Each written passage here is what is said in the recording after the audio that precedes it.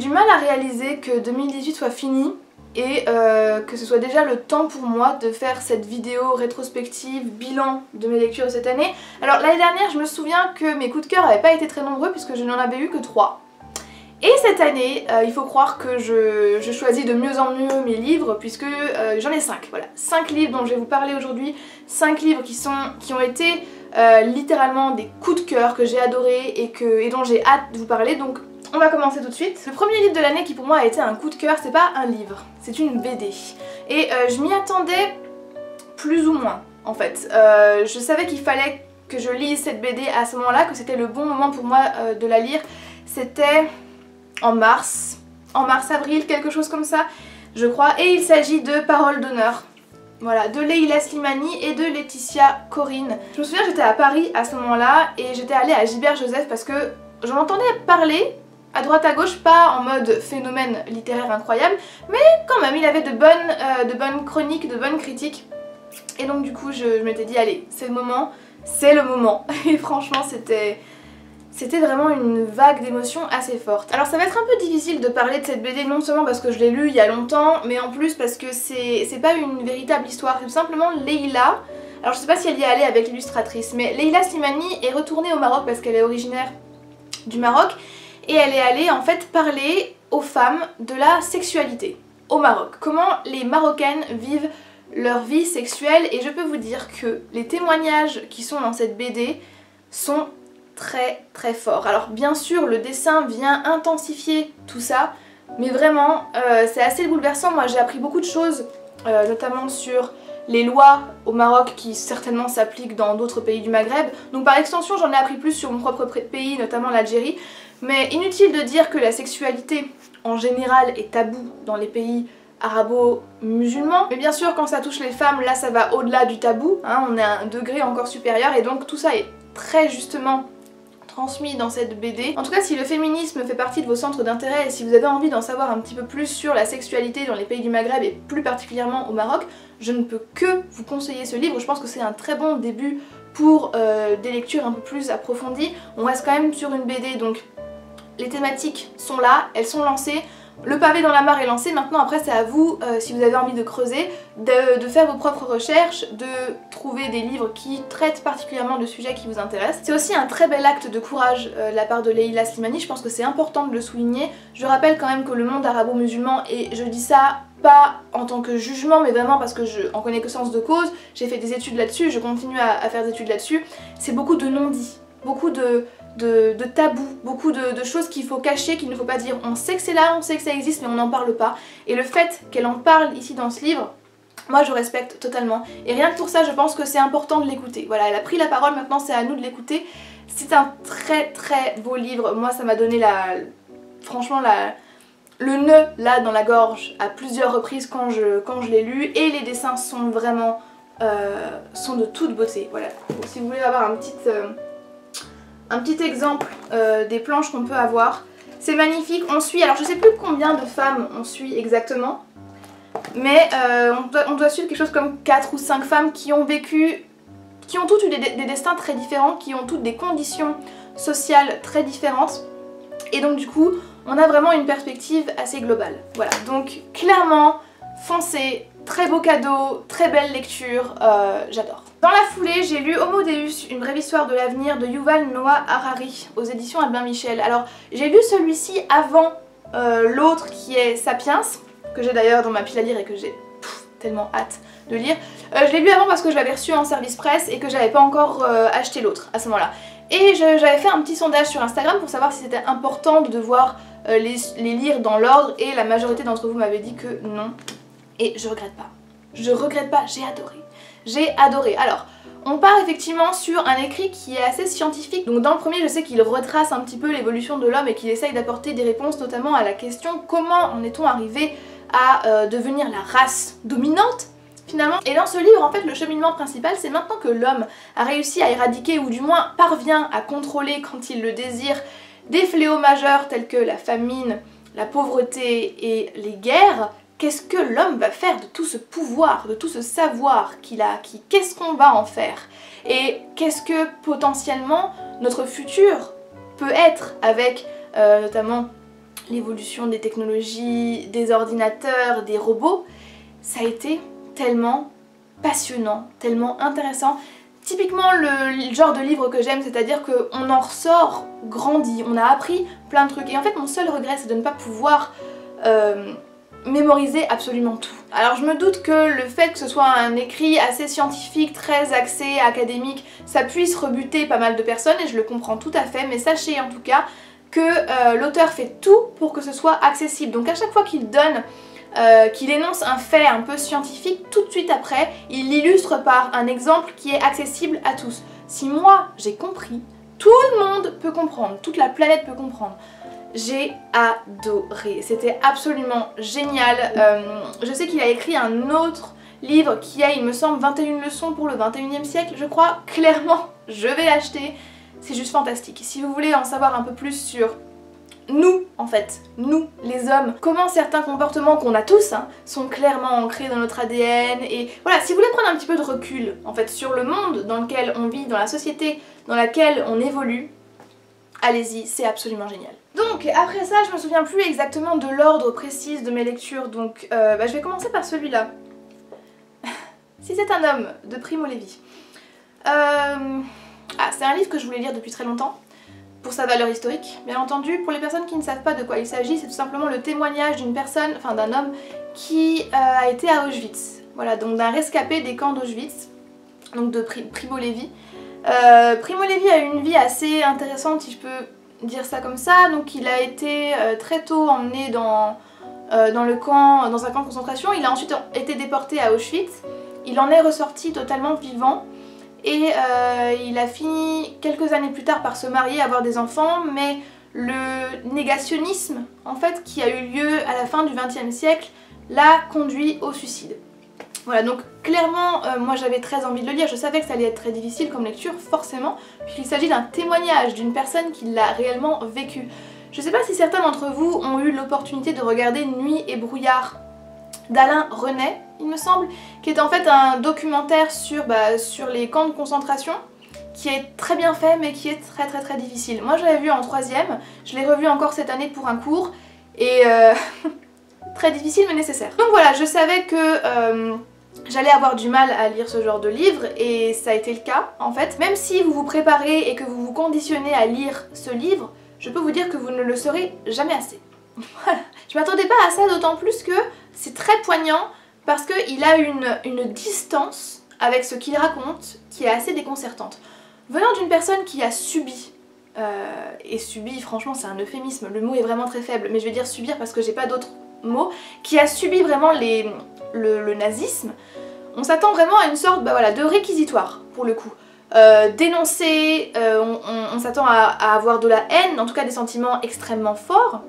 Sachez que il fait preuve dans ce livre d'une impartialité déconcertante.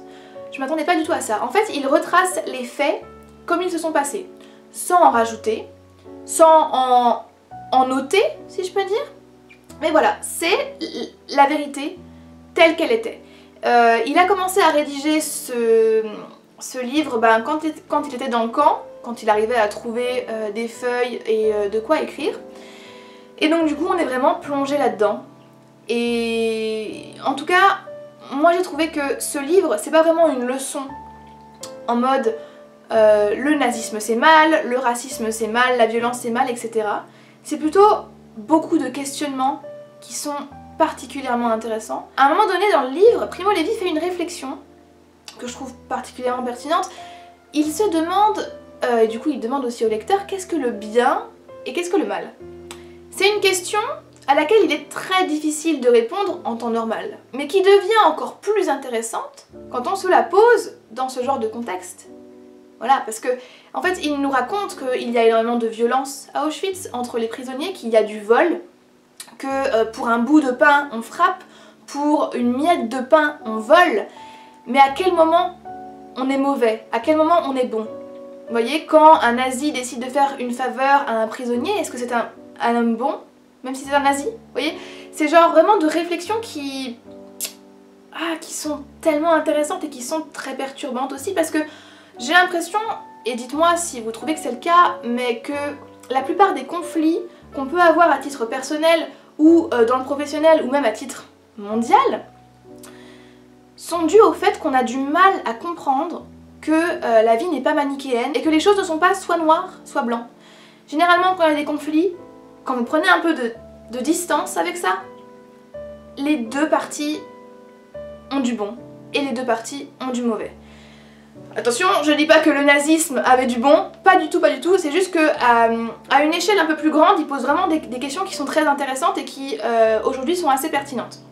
C'est tout ce que je dis, hein. Attention, pas interpréter mes propos. Et bien sûr, le questionnement principal de son livre, qui fait d'ailleurs référence à son titre, c'est comment un homme peut en arriver au nazisme. Comment l'humain peut en arriver là. Voilà. Une lecture que bien sûr je recommande. Public averti, clairement, soyez prêts, vous ne le saurez jamais assez. Il n'y a pas de bon moment pour lire ce livre, c'est-à-dire que n'attendez pas d'être dans une période joyeuse, n'attendez pas non plus d'être dans une période triste, il n'y a aucun bon moment pour le lire, je vous le dis. Mais je pense que c'est important. Tout comme la BD que je vous ai présentée juste avant, c'est un homme qui a eu le courage. En fait, je sais pas si on se rend bien compte, et je m'inclus clairement dans cette réflexion, je sais pas si on se rend bien compte du courage et de la force que cela demande d'écrire ce genre de choses. Clairement. Donc, en fait, comme je vous avais dit dans une vidéo que j'avais faite spécialement sur ce livre, d'ailleurs je vous la mettrai en barre d'infos si elle vous intéresse, Primo Levi a eu le courage de s'exprimer à ce propos. Nous, à notre tour, ayons le courage de l'écouter. Voilà. The Hate You Give de Angie Thomas, un livre qui m'a fait pleurer, mais qui m'a fait pleurer. Pareil, j'étais à Paris quand je l'ai lu et je lisais des petits extraits des fois dans le métro, enfin je continue ma lecture dans le métro et j'avais tellement de mal à me contenir et à retenir mes larmes tellement ça m'a...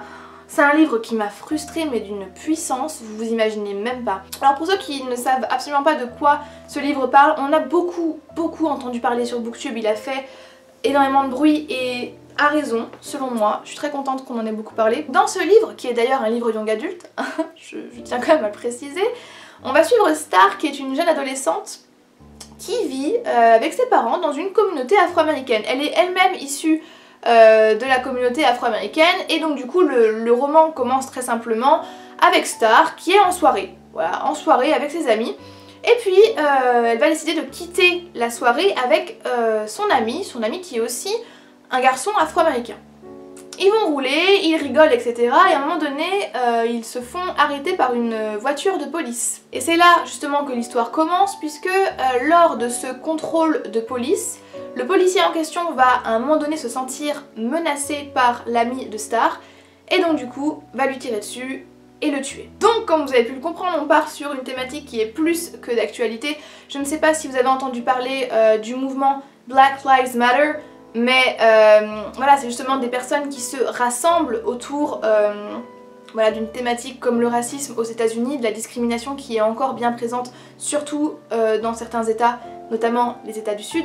Et en fait, ce livre, là où ce livre relève du génie, selon moi, c'est que ce n'est pas seulement une histoire de discrimination, mais ça va vraiment au-delà.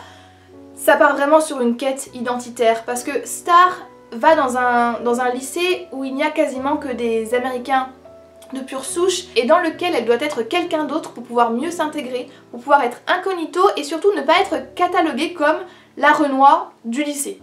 Voilà. Et d'un autre côté, il y a ses origines, son identité, qui elle est et surtout qui elle va devenir après un tel accident quoi.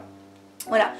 Donc moi en fait ce sont des thèmes qui ont fait particulièrement écho en moi parce que ça m'intéresse énormément de voir à quel point un individu peut se construire avec une double identité et avec des identités qui à un moment donné dans l'histoire ont été en conflit. Comment se construire sans pour autant favoriser une culture par rapport à l'autre. Voilà, ce sont des thématiques qui moi me touchent tout particulièrement et c'était la première fois que je lisais un livre qui en parlait vraiment. Et c'est là où je me suis dit, oh, t'es pas la seule. T'es clairement pas la seule à qui ça arrive, peu importe le pays, peu importe la religion, les origines. Ce conflit, identitaire, tu n'es pas la seule à le vivre. Voilà. Alors, très surprenant que ça vienne d'un livre young adulte, mais c'est très bien écrit. Alors bon, petite précision parce que j'ai vu sur certaines chaînes que des personnes ne l'avaient pas apprécié à cause du vocabulaire qui était utilisé. Moi je l'ai lu en VO, je vous conseille de le lire en VO si vous lisez l'anglais, parce que effectivement on est sur un langage, le langage d'une communauté bien précise. Le langage afro-américain, c'est un langage extrêmement particulier qui peut difficilement être traduit. Donc je me demande comment ça a été fait en français. Mais voilà, si vous aussi ça vous intéresse ce genre de questions, et si vous aussi vous intéressez à ces mouvements qui prennent place aux États-Unis en ce moment, vous pouvez commencer par The Hate You Give, parce que ça l'aborde très bien. Ça va pas tellement en profondeur, mais je pense que c'est pas très nécessaire, en tout cas dans ce cadre-là. Et clairement une excellente surprise. Et enfin, le dernier livre dont je vais vous parler aujourd'hui, c'est un livre que je n'ai pas encore fini, mais je peux déjà vous dire que c'est un coup de cœur puisque je suis en plein coup de cœur, là, tel que vous me voyez, je suis dans le coup de cœur. Voilà. Donc clairement j'en suis à la moitié, mais à partir de la, allez, 5e page, je savais que c'était un coup de cœur. Donc il s'agit de L'Art de perdre de Alice Zeniter aux éditions Flammarion. C'est un livre qui est sorti l'année dernière, je crois qu'il faisait partie de la rentrée littéraire de l'année dernière. Comment vous dire, on va parler de la guerre d'Algérie, on va parler en fait d'une famille qui a dû quitter l'Algérie parce qu'elle avait soutenu à un moment donné l'armée française. Cette histoire nous est racontée par Naïma, qui est elle-même issue de la culture du silence, puisque elle est née en France, elle est française, mais son père n'a jamais voulu ou n'a jamais fait la démarche, en tout cas, de lui raconter l'histoire de sa famille, de lui parler de ses origines réellement, et donc c'est à elle d'aller chercher, c'est à elle d'aller creuser. On est vraiment plongé au cœur de cette famille qui a fait un choix que beaucoup d'Algériens ne comprenaient pas et que beaucoup d'Algériens ne comprennent pas encore aujourd'hui. Le fait que certains ne voulaient pas se battre pour la décolonisation et qu'ils ont soutenu au contraire l'oppresseur. Et c'est là qu'on se rend compte encore une fois que les choses, la vie n'est pas manichéenne et que certaines personnes ont fait ce choix parce qu'elles n'avaient pas le choix. Voilà. Voilà, donc extrêmement intéressant. C'est un pavé par contre, hein. C'est pas parce que je le lis pas vite que c'est pas du tout un coup de cœur, au contraire, autant vous dire que je le savoure littéralement. C'est un très beau livre, c'est très bien écrit. Dans ce livre, Alice Zeniter parle vraiment du langage, de la langue maternelle, de la langue du colonisateur. Ce sont des thématiques que moi j'évoque et que je traite dans mes devoirs personnels dans mon master, puisque je fais des recherches là-dessus réellement. Et franchement ce livre s'inscrit vraiment bien en tout cas dans moi, dans mon cheminement professionnel. Si cette thématique, encore une fois, de la construction identitaire, de la quête identitaire vous intéresse, si également vous voulez en apprendre plus sur la guerre d'Algérie, qui est un sujet qui est selon moi largement sous-traité en France, n'oublions pas que la France a été une colonie, l'Algérie a été une colonie française pendant 132 ans. C'est important de se renseigner sur ce genre d'événements, ce genre de phénomènes, d'autant plus que ça explique énormément de problèmes sociétaux qu'on rencontre aujourd'hui en France. Donc voilà, clairement, n'ayez pas peur de l'épaisseur du livre parce que franchement le contenu c'est un régal. C'est donc sur ces mots que je conclus cette vidéo, j'espère qu'elle vous a plu, j'espère que ça vous a donné des idées de lecture. Surtout si vous avez lu ces livres, n'hésitez pas à venir en discuter avec moi dans les commentaires. C'est des livres qui ont tous su, à un moment donné, presque me faire pleurer ou me faire pleurer. Voilà, sinon je vous aurais pas présenté ces livres-là. J'ai eu d'autres très bonnes lectures en 2018 parce que justement je choisis de plus en plus mes livres et je fais vraiment une sorte d'écrémage qui me permet de mieux sélectionner mes lectures et du coup on en est là. Voilà, vous voyez, l'année dernière j'en avais 3, là j'en ai 5. Si Dieu veut, l'année prochaine j'en ai 10. Mais voilà, je voulais vraiment que vous sachiez que là c'est vraiment la crème de la crème que je vous ai sélectionné. Et j'espère vraiment que j'aurai su vous convaincre de lire ces livres parce que selon moi, ils sont importants. Chacun à leur niveau, mais en tout cas ils sont importants. J'espère que l'année 2018 pour vous a été enrichissante. Pour ma part, elle a été assez difficile à certains points de vue, mais en tout cas voilà, j'ai appris énormément. Et je continue mon petit bonhomme de chemin. Voilà, on va dire ça comme ça. En tout cas, merci beaucoup d'avoir pris le temps de m'écouter et moi, je vous dis à très bientôt dans une prochaine vidéo. Bye bye.